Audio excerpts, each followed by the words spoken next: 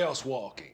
In the not-too-distant future, Todd Hewitt discovers Viola, a mysterious girl who crash lands on his planet where all women have disappeared and men are afflicted by the noise. The noise being a force which puts all their thoughts on display. In this dangerous landscape, Viola's life is threatened and Todd vows to protect her. Along the way, he has to discover his own inner power and unlock the planet's dark secrets. Now, this is a movie I've been putting off watching for a little while, and it's only just recently, I believe in the last week or so, come out on Amazon Prime here in the UK and Ireland. This is Ireland, not the UK. It come out on Amazon Prime, so I decided I'd give it a go because the trailer looked pretty interesting, although I had heard some iffy things about it, that it wasn't amazing, it wasn't great, whatever. So my expectations were pretty low going in to see this one. But actually what I found is quite an enjoyable sci-fi movie. Now before we jump any further into the review, I would greatly appreciate if you're new here to the Movie Film Show, if you jump below this video, hit that subscribe button, maybe even notification bell as well, for new content every single week, a minimum of 3 times a week,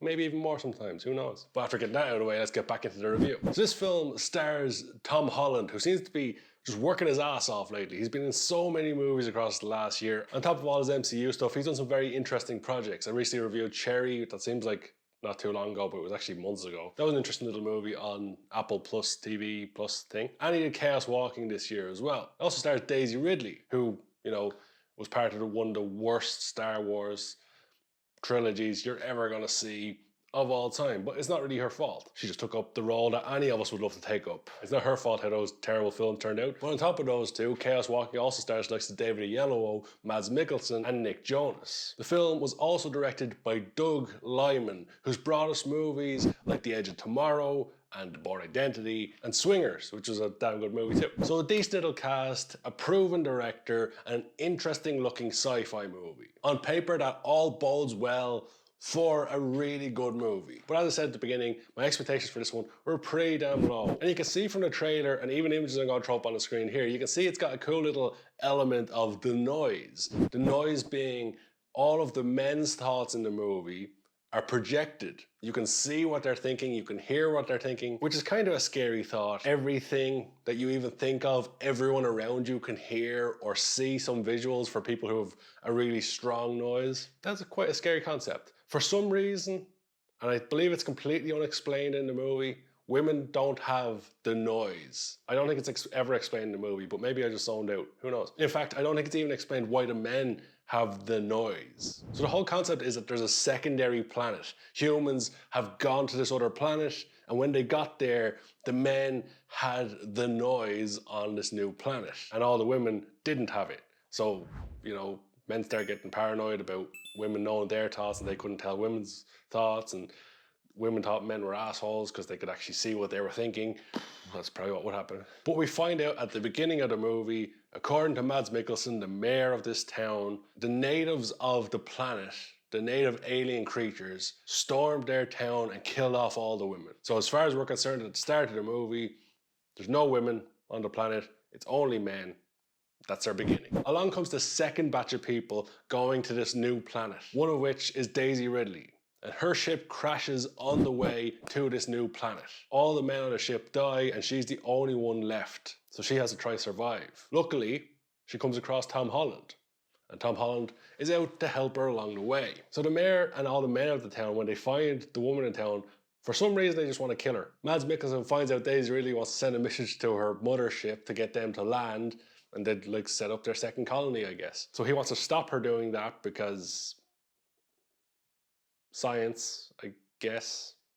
But they also established that David Oyelowo is playing this crazy priest, overprotective of his village, and he's got the most noise, he's got the most powerful noise in the whole place, and he's a little bit crazy and he doesn't like Tom Holland. And also Tom Holland has a dog. So Tom Holland eventually finds out through his two fathers there's another town that he never knew about, and that's where he should take Daisy Ridley's character to protect her. So Daisy Ridley and Tom Holland, long and short of it, they set out to get to that new town to protect Daisy Ridley. And their whole objective throughout the whole movie is to get Daisy Ridley to protection and to help her get her signal to her ship. And of course, Mads Mikkelsen and all their town people, they don't want that to happen for some reason. So they're out to stop them, and the other people are out to get their journey. Now, the story overall is quite interesting. It's very well told. Some of the visuals, in terms of the noise and that sci-fi element of it, is pretty damn cool. The story being pretty well told, and some of the visuals being pretty interesting, and the cast being pretty damn strong, a good director as well. And on top of that, the pacing in the movie is pretty damn strong. I found myself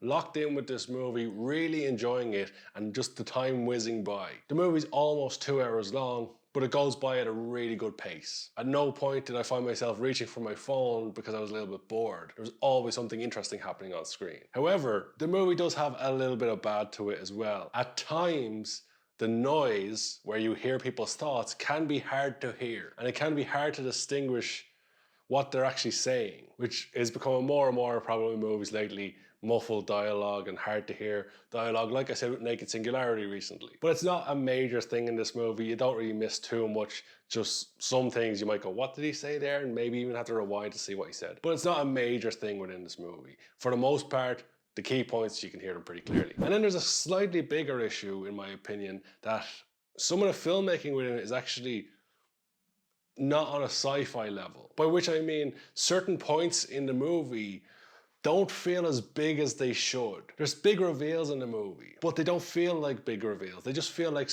normal moments in the movie because they don't really make a big scene of them in the movie. The cinematography overall within the movie, it's fairly basic, fairly standard, and for a sci-fi movie, I felt they just could have done a little bit more to take this movie, you know, up a level. So to explain what I mean, I'm going to have to spoil a few things. So if you haven't seen the movie, I would highly suggest going checking out Chaos Walking, forgot the name of the movie for a second. Go check it out, come back here, and then tell me your thoughts on the movie or anything in the movie, because now we're going to have a spoiler alert, we're going to get into some spoilers. So what I mean about some of the big reveals not feeling as big as they should, you know, not being shot the best, not having this amazing cinematography over them. Stuff like when Tom Holland and Daisy Ridley finally get to this other settlement. First time Tom Holland's ever been in this settlement. And the first person he sees is a little girl. His mind is blown. As far as he was concerned, there was no women on the planet. But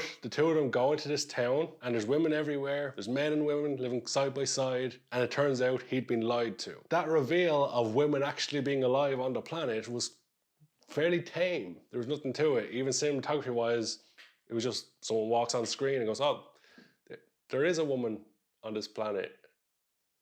Cool. And later on, Tom Holland has this big revealing moment where he realizes Mads Mikkelsen has decepted him his whole life, and Mads Mikkelsen and the priest, played by David Oyelowo, they're the two that convinced everyone to kill off all the women in their village. But there is moments in the movie like that, big reveals, big moments, which feel quite small in scale for the movie. I really feel the filmmakers could have done more with those scenes to make them feel bigger and add a new dimension to this movie. And I'm sure in the book this movie is based on, those moments feel really big. This is just one example, the reveal of women actually existing on the planet. Seems kind of weird to say. There is various other moments. One moment which I felt was good from a story point, but bad from a cinematography point, comes later on in the movie, where the priest finds Tom Holland and Daisy Ridley. They're in a river, they're fighting, and all of a sudden Daisy Ridley can't swim.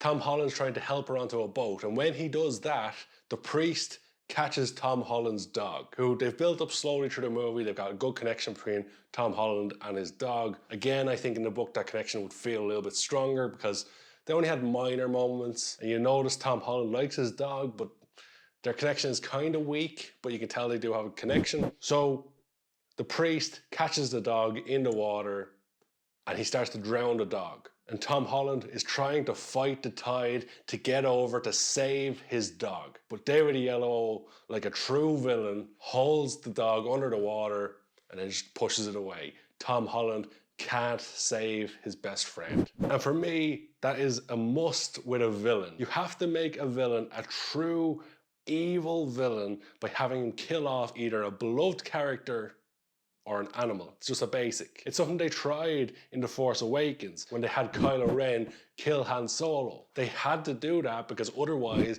he was just a whiny little Darth Vader wannabe. But having him kill off Han Solo, a beloved character, adds to his evilness. And then they tame him down in the next one by not having him kill Leia. We don't need to get into Star Wars, I've gone through that already. But I think story-wise, it was a really strong point to make the priest in this super evil, make him the main bad guy, the one you go, this guy's a dick when he kills that dog in front of Tom Holland as well. Just trying to make the people he's chasing suffer. That's a true villain. And from a story point, that was done really, really well. From a cinematography point, it definitely could have been better. There was a lot of shaky cam, a lot of under the water, a lot of close-ups that were unnecessary. And just cinematography-wise, that scene could have been so much better and had so many better visuals. If this movie didn't have the element of the noise, I don't think any of the visuals in this movie would be particularly standout. The noise thing was pretty cool visual, but the majority of the other visuals within the movie are pretty damn weak. Now I know I might have said earlier that the visuals were decent in places, but that's generally just in respect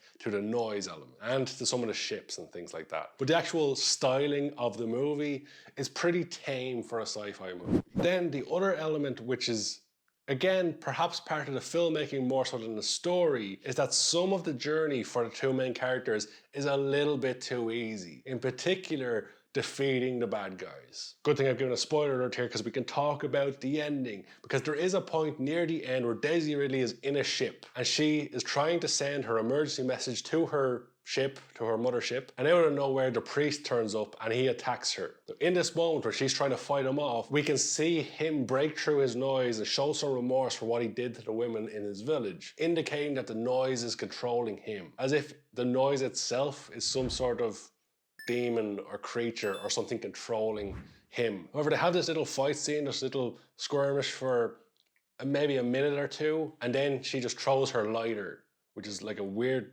lighter that bangs. David Oyelowo catches on fire and he's done. We never see him again. He's just killed. Similarly, later on, Mads Mikkelsen is about to kill Tom Holland. Tom Holland is finally using his noise, projecting women that Mads Mikkelsen has killed, including Tom Holland's character's mother. Mads Mikkelsen is distracted, so Daisy Ridley comes along, hits him with a gun. They have a struggle for about 5 seconds, and then he falls down a hole very easily. There wasn't too much of a fight for her. She didn't have to do anything clever or anything like that. She just basically pushed him off the ship.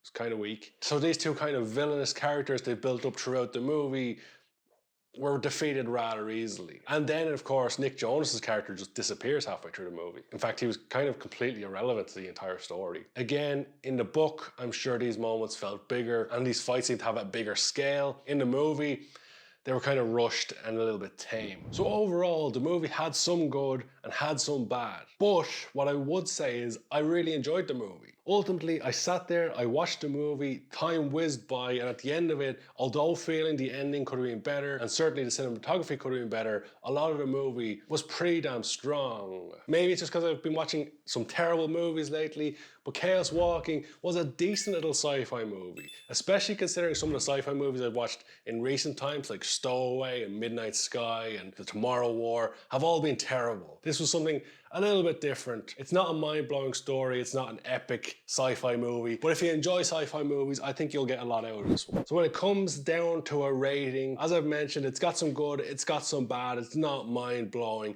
but it's certainly a decent little movie. And for me, I would give it a 6 out of 10. This is where I throw it over to you guys. I would love to know your opinions on Chaos Walking. Let me know your thoughts. Did you love it? Did you hate it? Let me know in the comment section below. It's that time of the show again where, with all that being said and done, thank you so much for watching.